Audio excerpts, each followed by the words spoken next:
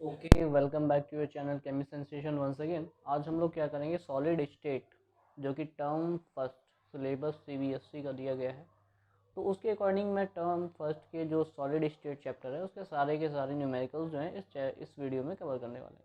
यानी जितने भी टाइप के न्यूमेरिकल्स होते हैं, लगभग 4-5 टाइप के न्यूमेरिकल हैं जो कि हम कवर करेंगे। So let's start. सबसे पहले क्या दिया गया है कि आपको एक डेंसिटी वाला क्वेश्चन होता है, यानी कि हर बार डेंसिटी से क्वेश्चन आया है तो इस बार भी डेंसिटी से क्वेश्चन आएगा। D equals to Z M upon A cube N A, हम सभी लोगों को फार्मूला पता है, तो हम लोगों को क्या करना पड़ेगा, उससे डेंसिटी निकालने को कहेगा। ठीक है, या हो सकता है डेंसिटी दे दे कुछ और कह दे कैलकुलेट करने को। तो हमसे क्या कहती है, an element with the density, तो हमको डेंसिटी तो दी ही है इसमें 2.8 ग्राम पर सेंटीमीटर क्यूब। ठीक है, हमको डेंसिटी इसमें दी गई है। उसके बाद में क्या कह रहा है, form the FCC lattice. FCC lattice का मतलब क्या होता है, जेड बताता है। लैटिस का type is means it means that Z, तो जेड कितना हो जाएगा एफसीसी के लिए 4 हो जाएगा। उसके बाद में एज लेंथ दिया है, एज लेंथ की वैल्यू इतनी दी गई है, एज लेंथ ए होता है तो ए की वैल्यू में दी है 10⁻⁻8 सेंटीमीटर। ओके, हमसे क्या पूछा है, मोलर मास कैलकुलेट करना है। मोलर मास हमसे पूछा है, बताना पड़ेगा। और एवोगाड्रो नंबर हमको ऑलरेडी दिया है, जो अगर नहीं दिया होगा तभी हमको पता होना चाहिए कि एवोगाड्रो नंबर कितना होता है। ठीक है, Avogadro number means how many number of the particles present in one mole of any substance, this is called Avogadro number. बच्चों वाली बात है तो, खैर 9th में पढ़ के आए थे सर हम। D equals to Z M upon A cube N A हमारा फॉर्मूला है। ठीक है, ए क्यू एन ए। ठीक है, डी हमको दिया है क्या, यस ऑफकोर्स हमको डी दिया है, तो डी कितना दिया है 2.8। लेकिन सबसे पहले एक बात और, डेंसिटी हमको किस में दी है, ग्राम पर सेंटीमीटर क्यूब में। उसके बाद आप देखोगे कि एज लेंथ किस में दिया है, एज लेंथ भी आपको सेंटीमीटर में दिया है और डेंसिटी भी आपको सेंटीमीटर में दी है। तो अभी तो आपको चेंज करने की कोई ज़रूरत नहीं है, लेकिन अगर आपको पिकोमीटर या एंगस्ट्रॉम वगैरह वगैरह कभी दिया जाता है तो आप उसको चेंज करके लिखोगे, यानी कि दोनों ही यूनिट्स क्या होनी चाहिए, सेम होनी चाहिए। ठीक है, तो 2.8 तो ये हो गई 4 इंटू एम क्या हो जाएगा, एम हमको कैलकुलेट करना है। एज लेंथ की वैल्यू क्या हो जाएगी, एज लेंथ हमारे पास 4 इंटू 10⁻⁸, और उसका क्या है, क्यूब है। और एवोगाड्रो नंबर हमको पता ही होता है, अगर नहीं पता है तो पता कर लो, आज काम आएगा। उसके बाद मैं सारी कैलकुलेशन इधर करूँगा, कभी कभी गलती से मिस्टेक हो सकती है हमसे, I am not a Superman. ठीक है, तो एम कितना हो जाएगा 2.8 इंटू 10 टू पावर कितना, 4 4 जा 16 पर, ये डायरेक्ट लिखता हूँ यार, ये 4, ये कितना हो जाएगा 8 24, और ये ऊपर चला जाएगा 6.022 10 टू पावर 23। ठीक है, और डाउन में क्या आएगा, ये 4 आएगा, 4 से 4 कट जाएगा, कट गया, मर गया। और यहाँ से देखो 23 चला गया, बचा क्या, और यहाँ पे एक बचा है, एक माइनस का बचा है, माइनस का एक बचा है ना। तो अब क्या करोगे, 2.8 इंटू 4 4 जा 16, 1.6 गया सीधे डायरेक्ट, 6.022, इसको मल्टीप्लाई कराओगे तो कितना आएगा, लगभग लगभग लगभग जितना भी आएगा आपका वो आंसर हो जाएगा। ठीक है, तो यहाँ से आप कैलकुलेट कर लेना, आपका क्या आ जाएगा, मोलर मास आ जाएगा। मोलर मास कितने होता है, ग्राम पर मोल। ठीक है, ठीक है, कैलकुलेट नहीं कर सकते, वीडियो काफ़ी लंबा हो जाएगा। क्या करना है, D equals to Z M upon A cube N A formula जो होता है उसमें कुछ भी पूछ सकता है, डेंसिटी पूछ सकता है, मोलर मास पूछ सकता है, नंबर ऑफ पार्टिकल भी पूछ सकता है, टाइप ऑफ लैटिस भी पूछ सकता है। सही बात, टाइप ऑफ लैटिस भी पूछ सकता है। अच्छा, इसके बाद में एक ये टाइप होता है, this is very important type, ये भी एक नंबर के लिए बहुत अच्छा क्वेश्चन बनता है। क्या कि what is the formula of a compound in which the element Y form the CCP lattice. अब तुमको एक पॉइंट पकड़ना है, एक पॉइंट पकड़ना है, क्या जो मैं बताऊं वो, कि कौन सा सब्सटेंस लैटिस बना रहा है। सो जो लैटिस बना रहा है, देखो Y form the CCP lattice, तो जो लैटिस बनाएगा उसको तुम्हें क्या मान लेना है, उसको तुम्हें वन मान लेना है। ठीक है, so according to question, Y form the CCP lattice. ठीक है, जो भी सीसीपी लैटिस बनाएगा उसको हमें देखना पहले, बाकी बाद में। ठीक है, जो सीसीपी लैटिस बनाएगा उसको पहले देखेंगे, क्या सीसीपी लैटिस बनाने वाले को पहले देखोगे, समझ गया। तो इसको हमेशा क्या मान लोगे, वन। ठीक है, क्लियर, समझ लो। उसके बाद क्या होता है कि जो सीसीपी लैटिस या जो तुमने वन माना है उसकी क्वांटिटी ऑक्टाहेड्रल वॉइड के इक्वल होती है, and we know that y, the number of y is equal to number of y, मतलब जितने पार्टिकल होंगे y के, it will be equal to octahedral void, octahedral void के इक्वल है। ठीक है, क्लियर। अब आगे बढ़ो थोड़ा। अब क्या कह रहा है कि एटम x भी है, y के ही थोड़े चल रहा है, x भी तो है ना। तो x क्या है, x occupy the 2/3 void of tetrahedral void, मतलब x जो है वो टेट्राहेड्रल वॉइड का 2/3, जितने भी टेट्राहेड्रल वॉइड हो उसका 2/3 एरिया जो है x ऑक्यूपाई कर रहा है। अब लोचा ये है कि हमको टेट्राहेड्रल वॉइड तो पता नहीं, बट हमको ऑक्टाहेड्रल वॉइड पता है। हमने मान लिया था ना, हमने कहा था कि जो लैटिस बनाएगा उसको एक मान लो, और जो तुमने माना है उसके इक्वल ही क्या होते हैं, ऑक्टाहेड्रल वॉइड। और ऑक्टाहेड्रल वॉइड के जस्ट डबल होते हैं tetrahedral void, we know that. Tetrahedral voids are, tetrahedral voids हमको नहीं पता थे, बट हमको ये पता है कि ये डबल होते हैं। ठीक है, equals to twice of octahedral void, समझ गए। अभी मैं ये आपको काफ़ी डिटेल में बता रहा हूँ, जब आपको आने लगे ना क्वेश्चन तो आप बिना पेन के ऐसे ही निकाल लोगे। ठीक है, क्लियर। तो 2 और ऑक्टाहेड्रल वॉइड हमने कितने माने थे, 1 माना था, तो 2 हो गया। क्लियर। अब वो क्या कह रहा है कि जो एलिमेंट x है ना, x, जो एलिमेंट x है, x ऑक्यूपाई कितना, 2/3 tetrahedral void. I hate writing, 2/3 tetrahedral void को ऑक्यूपाई कर रहा है। अब 2/3 टेट्राहेड्रल वॉइड कितने हैं, 2 हैं, तो 2 यानी 4/3। अब हमें क्या करना है, जो भी एलिमेंट एक्स वाई हो, ए बी हो, सी डी हो, बी सी हो, कुछ भी हो, तुम्हें क्या कर लेना है, उनका रेशियो लिख लेना है। तो एक्स रेशियो वाई, एक्स का रेशियो 4y, कैटायन पहले लिखा जाता है 4/1। और इसको हमें क्या, क्योंकि यहाँ पे कोई भी कैटायन एनायन नहीं बताया, तो इसीलिए हम इसको क्या लिख लेंगे, x4/3।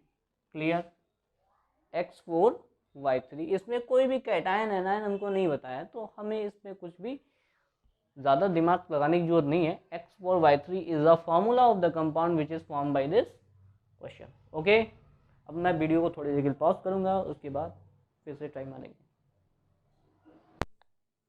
ओके, अब इस टाइप का नेक्स्ट एक क्वेश्चन आया हुआ है यहाँ पे, देखते हैं क्या कह रहा है। Silver crystallizes in FCC lattice and each side is has नहीं होगा, सॉरी फॉर दैट, इंग्लिश की तो ऐसी तैसी हो गई। Each side has the 409 picometre. ठीक है, what is the radius of an atom of silver. क्या कह रहा है हमसे, रेडियस निकालना है। अब आप लोगों को 2-3 चीज़ें याद रखनी होंगी। क्या, एक तो एज लेंथ एंड रेडियस में रिलेशन, जो कि सिंपल यूनिट सेल, बीसीसी और एफसीसी जो दिए गए हैं, तीनों के ही एज लेंथ और रेडियस रिलेशनशिप सारे फॉर्मूलाज दिमाग में होने चाहिए। ठीक है, हमको क्या दिया है, एफसीसी लैटिस क्या दिया, तो एफसीसी की लैटिस के लिए क्या होता है, रेडियस इक्वल्स टू a/2√2, यही होता है रेडियस, a/2√2, है ना। तो यही हमारे पास होता है। उसके बाद each side has 409 picometre. Side का मतलब हो गया कि एज लेंथ दिया है यहाँ पे 409 पिकोमीटर। ठीक है, अब चाहे तुम इसको पिकोमीटर में रख लो, चाहे तुम सेंटीमीटर में, चाहे मीटर में, चाहे किलोमीटर में, चाहे किसी में भी रख लो, आपका आंसर भी उसी यूनिट के अकॉर्डिंग आएगा। तो रेडियस में क्या करोगे, रेडियस में एज लेंथ की यूनिट ऐसे ही रख दोगे, और 2 × 1.41 ये रखने के बाद बस अपना सॉल्व कर लोगे। आप लोगों का क्या हो जाएगा, कैलकुलेशन तो आती ही होगी सभी को। ठीक है, now you have to calculate, otherwise video काफ़ी लंबा हो जाएगा। ठीक है, कि आपको करना कैसे है। अगर तुमसे बीसीसी का पूछे, ठीक है, तो क्या हो जाए, 3√3a/4 होता है ना, √3a/4 होता है ना उसका, बीसीसी का √3a/4 होता है रेडियस। ठीक है, और जो सिंपल यूनिट सेल होता है उसके लिए जो रेडियस होता है वो एज लेंथ बाई 2 होता है। ठीक है, तो तीनों का आपको रेडियस और एज लेंथ रिलेशन याद रखना है। उसके बाद एक नया टाइप है, दिस इज़ वेरी इंपॉर्टेंट, और ये सारे जो क्वेश्चन मैं लगवा रहा हूँ ये सारे ही प्रीवियसली कई बार रिपीटेड हैं, एक बार नहीं कई बार रिपीट हैं। प्रीवियस 10 ईयर की एनालिसिस करने के बाद ही मैं ये चीज़ें कह रहा हूँ, ठीक है। This is my 5 year personal experience regarding with the CBSE, okay.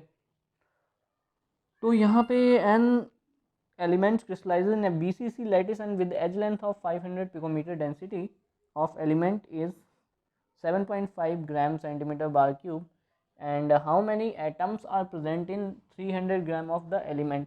देखो इस टाइप के क्वेश्चन जो दिया गया ये भी डेंसिटी से रिलेटेड है। तो डेंसिटी क्वेश्चन पहले तो दिया क्या गया है, सबसे पहले क्वेश्चन में ये देखो क्या क्या दिया गया है। BCC लैटिस मतलब Z कह रहा है, Z कितना हो जाएगा 2 हो जाएगा।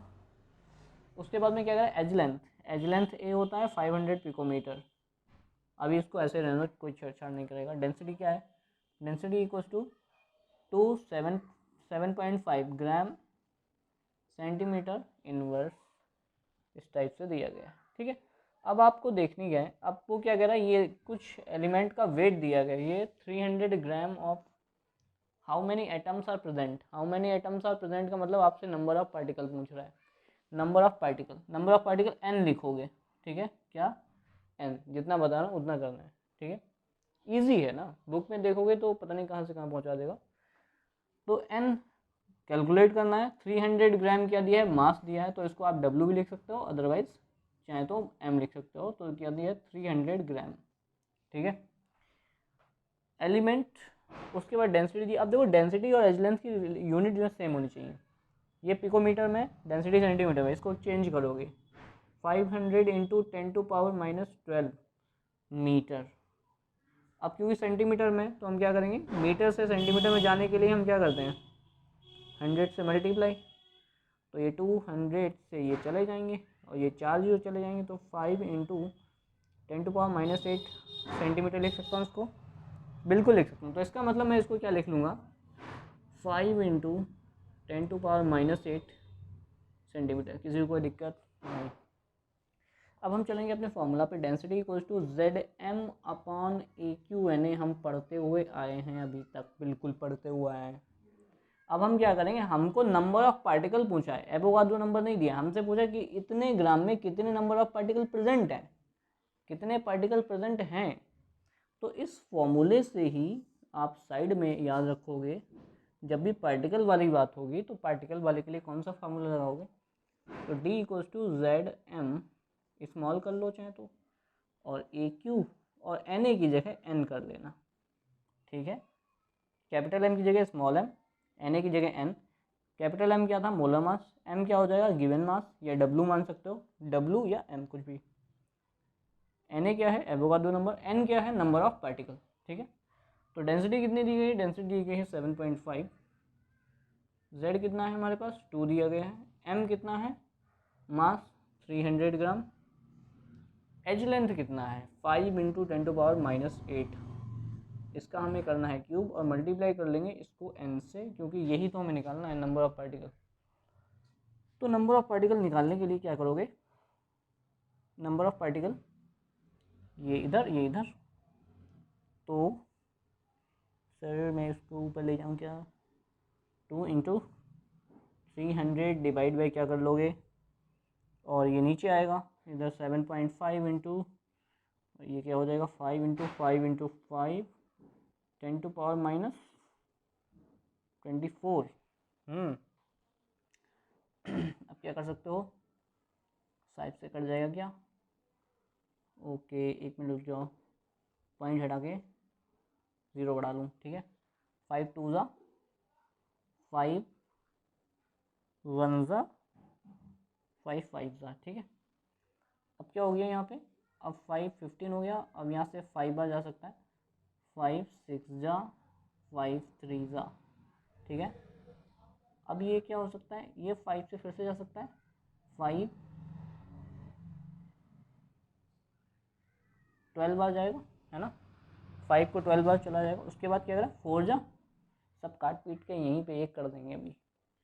तो यहाँ पे 4 बचा, 2 बचा है, 4 बचा है और ये 2 बचा है, ठीक है। इतना बचा है बस, ऊपर कैलकुलेशन देखे रहना, हो सकता है कभी गलत हो जाए। तो 3 चला गया। उसके बाद क्या बचा है यहाँ पे, ये 5 इंटू 5 और 24 है, ऊपर लिए जाओगे तो कितना हो जाएगा 24, ठीक है। अब हम क्या करेंगे इसको 4 2 जा 8 2 जा 16, ठीक है। इसको मैं क्या लिख रहा हूँ 16 इंटू, इसको मैं 100 करे ले रहा हूँ यहाँ पे 10 इंटू 10, और इसको क्या मैं लिख सकता हूँ 22, बिल्कुल लिख सकता हूँ। किसी को दिक्कत हो तो अपनी दिक्कत अपने पास रख लेना। 5 2 जा और 5 2 जा 16 2 जा 32, 64 और 64 इंटू 10 टू पावर 22, इसको क्या मैं ये लिख सकता हूँ 6.4 इंटू 10 टू पावर 23, बिल्कुल लिख सकता हूँ। यही हमारे क्या आ गए नंबर ऑफ पार्टिकल्स। कैलकुलेट आप कैसे भी करो, ये आपका अपना कैलकुलेशन मेथड है, ठीक है। सबकी कैलकुलेशन अपने अपने हिसाब से, आप अपने हिसाब से कैलकुलेट कर लेना है। तो आपके नंबर ऑफ पार्टिकल निकालने हैं तो इतने आ जाएंगे।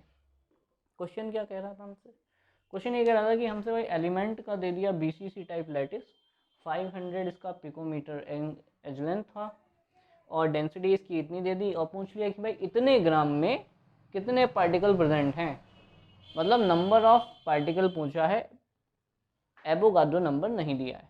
तो हमको क्या करना है, D=ZM/AQ, तो हमको रट्टा पता ही है।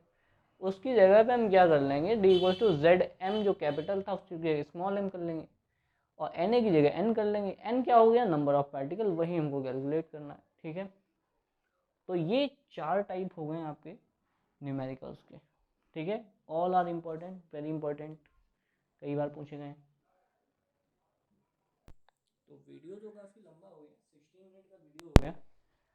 इसी के साथ ही हम लोग अपना क्या करते हैं, ये लेक्चर यहीं पे एंड करते हैं, और अगर हुआ तो एक लेक्चर और, अदरवाइज इतने में सारा न्यूमेरिकल के जो 4 टाइप थे ये, क्योंकि इससे कई टाइप, इससे ये 4 टाइप, इससे कई न्यूमेरिकल आपको मिलेंगे, सारे के सारे न्यूमेरिकल ऐसे ही हैं, ठीक है। तो आपको लगा दें, और न्यूमेरिकल्स पे अच्छी जगह प्रैक्टिस करनी, क्योंकि न्यूमेरिकल्स तो 1 2 न्यूमेरिकल तो आने ही आने हैं। Okay, thank you so much for watching.